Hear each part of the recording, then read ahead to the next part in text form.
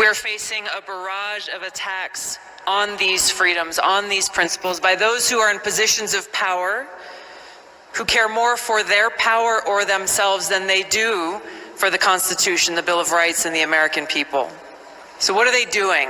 What is their approach in this race for more power? It's to divide and conquer, to weaken the populace, to make us more dependent on government so that they have more control, to censor us, to silence us, to disarm us, to pit us one against the other, using identity politics and fomenting fear and hatred between us.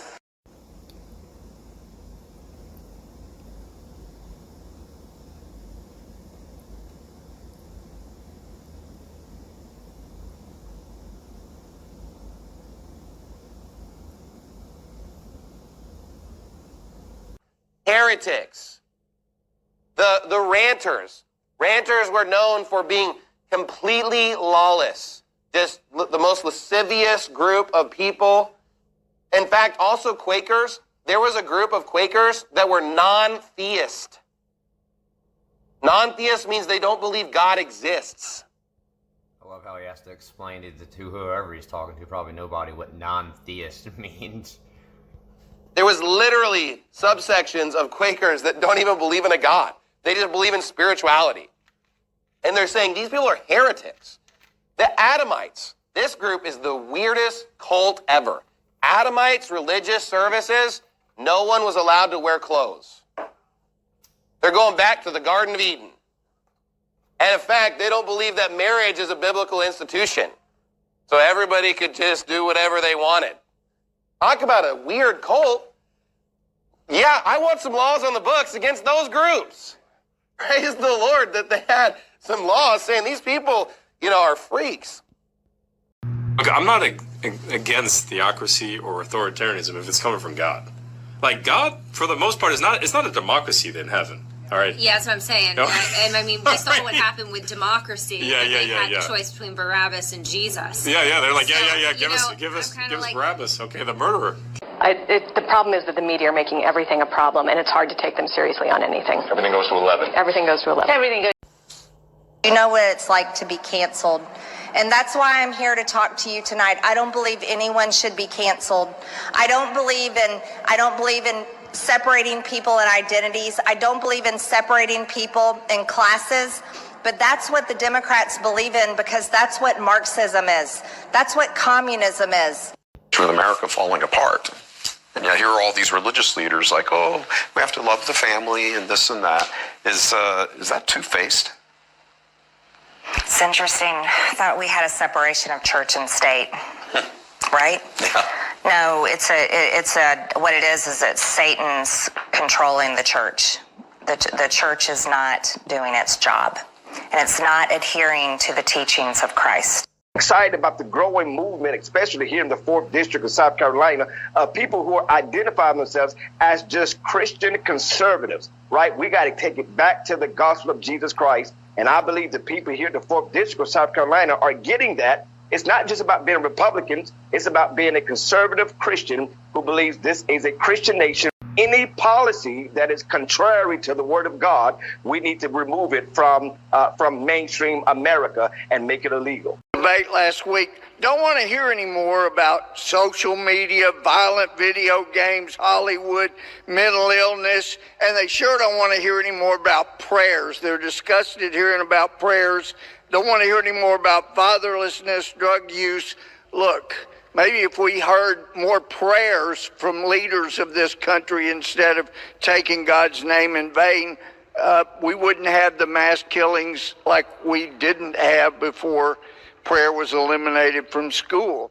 According to the Texas Penal Code and Section 21.06, Please be respectful. homosexual conduct, a person commits an offense if he engages in deviant sexual intercourse with another individual of the same sex. In fact, that is still on the books today, even though Lawrence versus Texas overruled that in 2003.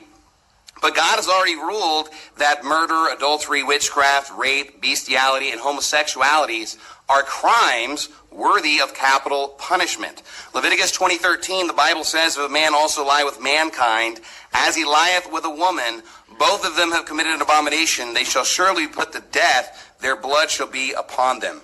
Romans 1 says that men with men are worthy of death. 2 Peter chapter 2 warns and says that in turning the cities of Sodom and Gomorrah into ashes, condemned them with an overthrow, making them an ensample unto those that after should live ungodly, and delivered just Lot vexed with the filthy conversation of the wicked. The Bible's right that what these people do is filthy. According to the CDC, homosexual men are 230 times more likely to get HIV than straight men. I don't know why we would promote disease and AIDS in our community. Additionally, according to this article of self-reported crimes, the LGBT have an average of 20 to 150 children victims, and including they commit an average of 154 acts on their victims. Now, here's the thing. They say that they love so much, but they hate children. They hate Baptists, they hate Christianity, and they hate God. You could be like horrible example number one. You mean like... Do you ever think about it? You mean like JC? Yes. Well, what? Notice how he said JC. After all the offensive things have been said to him, he still didn't say Jesus Christ out of respect. He said JC. What happens if somebody holds a crucifix up in front of you? Do you melt Oh, away? I don't do this, shrink back and hold my cape up. No, it doesn't bother me because I have no axe to grind with Christianity. I feel that if Christians are good Christians, they want to be Christians, fine, if it's working for them. Same with any other religion. The only thing that I would preach would be that people that aren't successfully enjoying their lives as much as they should might sort of flip the coin over and see what's on the other side. You want people to just go full bore, full tilt into sin? No, not full bore, full tilt, because if they do... Now, wait a minute. Well, Let me these, quote of course, newspapers are notorious for this. Come on. It says right here, let me see if I can find this part here, where they couldn't wait to go out and commit the 7 deadly sins. I don't see it here, but I remember reading it. Isn't that what people get married for, usually? To commit the 7 deadly sins? It gives them a piece of paper that says it's all right. Especially... Love how he said, oh, I have it right here. I can't find it, but... Propaganda's been around for, well, probably since the beginning of time, huh? And then here we got Anton LaVey about to explain the 7 deadly sins, which is absolutely amazing. So listen to this. Let me see if I can find this part here, where they couldn't wait to go out and commit the 7 deadly sins. I don't see it here, but I remember reading it. Isn't that what people get married for, usually? To commit the 7 deadly sins? It gives them a piece of paper that says it's all right. Especially the first... The 7 deadly sins? Sure. Think about it, really. Clear your head. What are the... You know what the 7 deadly sins are? Well, there's pride. Sloth, pride, that's right. The girl gets married because then she can go around to all her friends and say, well, I landed him. Sort of crow about it. No girl in her right mind would say that you performed the ceremony. Well, all right. There's a sloth. That's laziness. Doesn't the couple usually go on a honeymoon? They want to lay around after they've committed one of the other sins? I believe the term is lie around. On the beach or something like that. I know it's lie around, but I was using another expression. All right. We won't go into semantics about this. Good, we won't. And gluttony. Don't we all like to eat until we're full? If we didn't, wouldn't there be no need for diets? No, I don't think so. I don't think people always eat until they're full, or we would all look like balloons. Well, then, of course, pride would step in, wouldn't it? And take care of that so that we'd thin ourselves down. We'd be sinning then. Would it be pride or would it be self-denial? Self-denial is a sin, I feel, but it's not considered a sin. Are you planning on training a lot of little devils? Only those that wish to become little devils. Are you married? Oh, yes. Do you have any little devils? Oh, yes, I have 2. Are you going to raise them as satanic kids? Certainly, but not to go around chopping people up or sacrificing human beings, just to... That would be the greatest reward of all if your kids some night would creep in and set fire to you and your lion. Well, no. Huh? No. And then dance around with pitchforks and say, look at Daddy, look at Daddy. Wow. This is... You got to ask Jesus Christ. I don't have to do anything. We're all sinners. Okay. He's not going to force you to do it. You're sinning right now. No, I'm not. Are you accuser? Get the out of here, you accuser. You accuser. Get the out of here. Wow. You accuser. Accuser of the brethren, you. Excuse me. Yes, ma'am. Can I ask you what's going on? I'm pissed because he won't repound. Okay.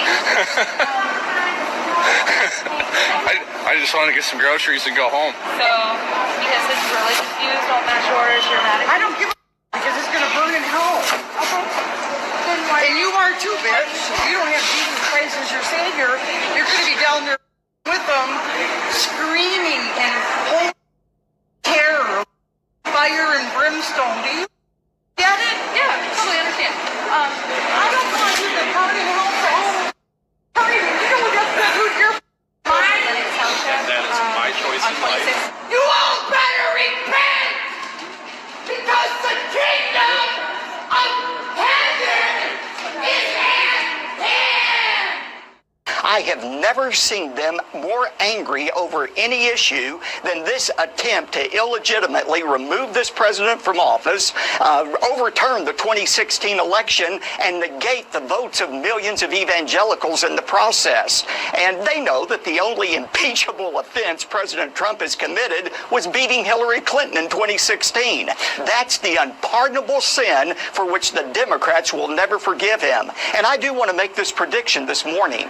If the Democrats are successful in removing the president from office, I'm afraid it will cause a civil war-like fracture in this nation from which this country will never heal. Pastor, what about the previous part of Nancy Pelosi's statement before she talked about being prayerful? Real quick, she said, we're not joyful. I mean, can we take that seriously when some members of her caucus, day one of the new Congress, said, let's impeach the blankety blank? They seem pretty happy about it. Oh, they are thrilled. They cannot contain their glee over this. But I, have been asked the question, what should we as Christians do? I think we ought to pray too, but we ought to do more than just pray. We ought to take action, and that means calling our representatives and urging them to stand with this president. Daniel 11:32 says, the people who know their God shall stand firm. The new administration will uphold religious freedom. I don't even support religious freedom. Religious freedom is what sends people to hell. To say I support religious freedom is to say I support idolatry. It's to say I support lies. I support hell. I support the kingdom of darkness.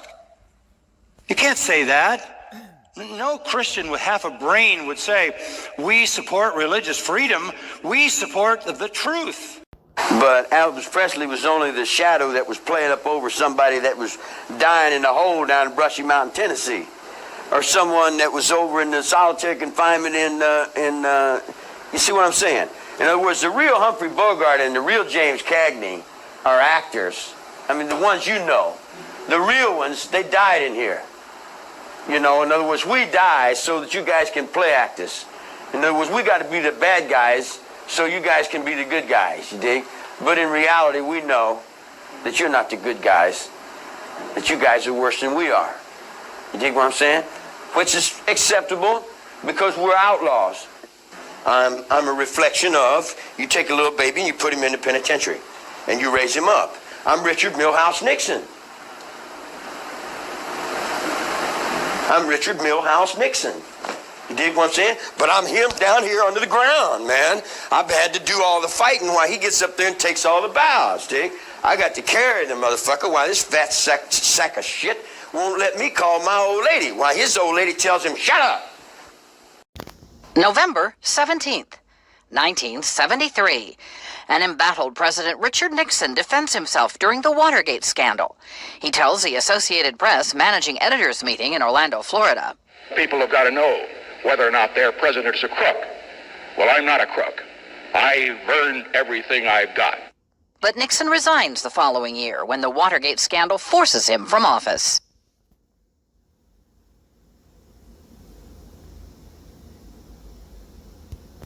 Here with the latest details. Good morning, Lindsay. Good morning to you, Robin. He was sentenced to death 46 years ago. But just months after that sentence, California Supreme Court declared the death penalty unconstitutional, prolonging the life of one of the most reviled men in American pop culture. And overnight, at 83 years old, Charles Manson died of natural causes. The wild-eyed, swastika-scarred madman who led a family of killers bent on starting a world-changing race war inspired by the Beatles song Helter Skelter died at age 83 in a Bakersfield hospital.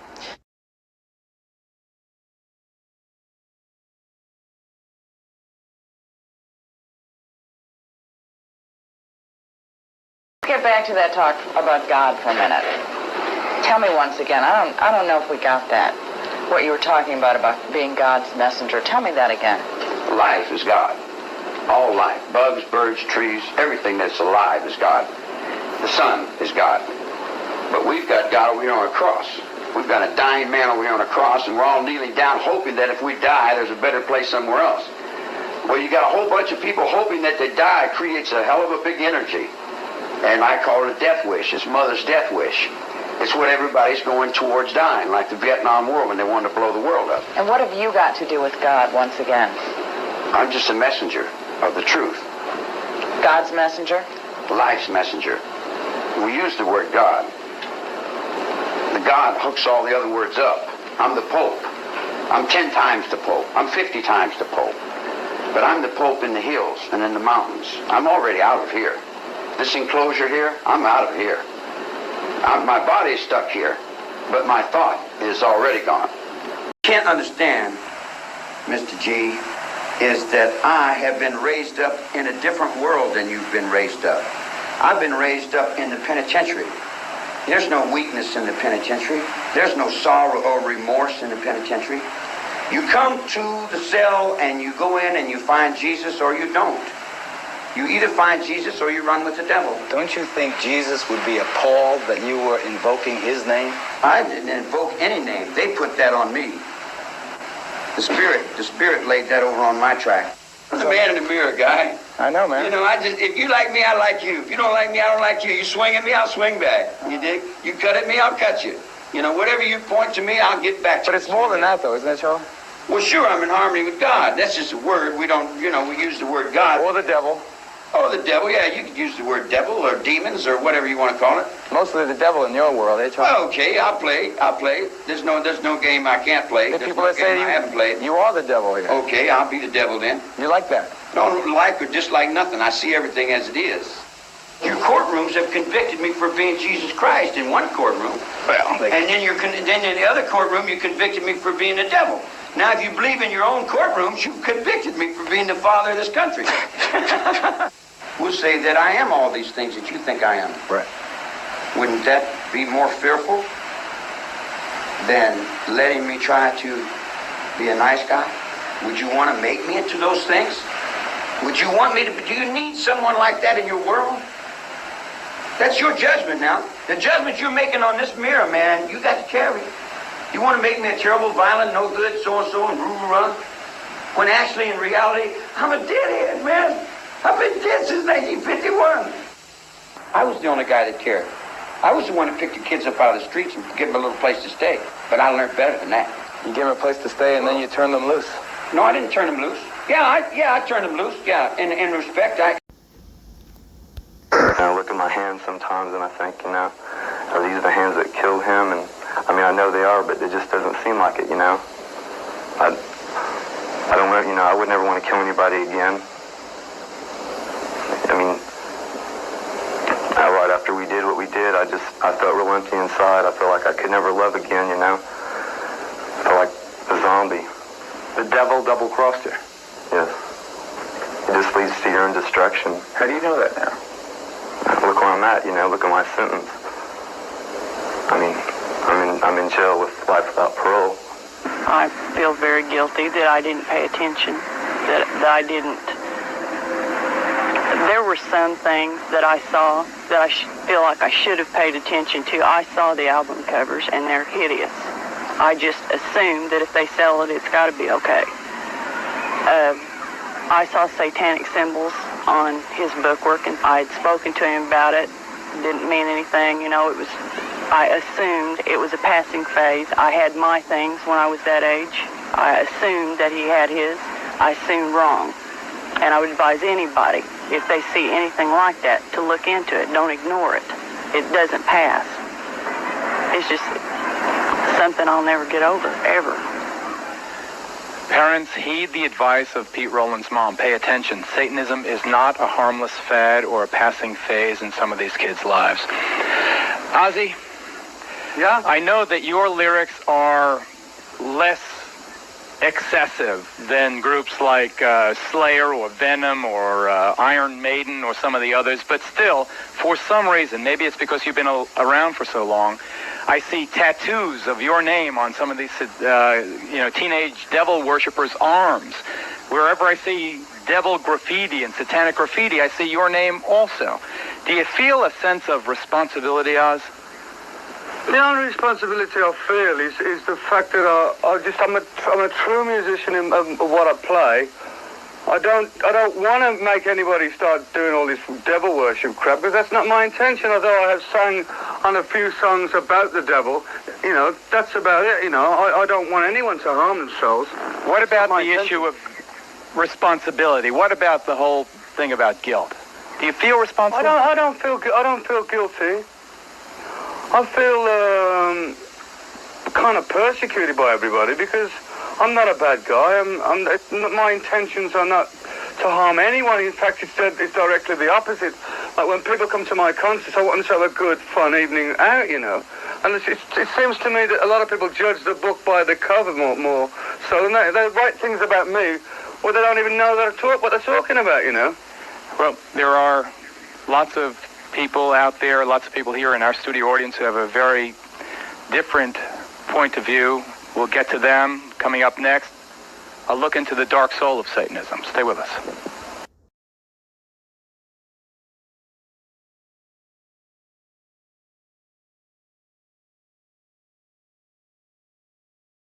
This anti-white system, it's coming for all of us. People are starting to notice more and more that every commercial is trying to push some kind of degeneracy on you, something anti-white on you if you don't notice.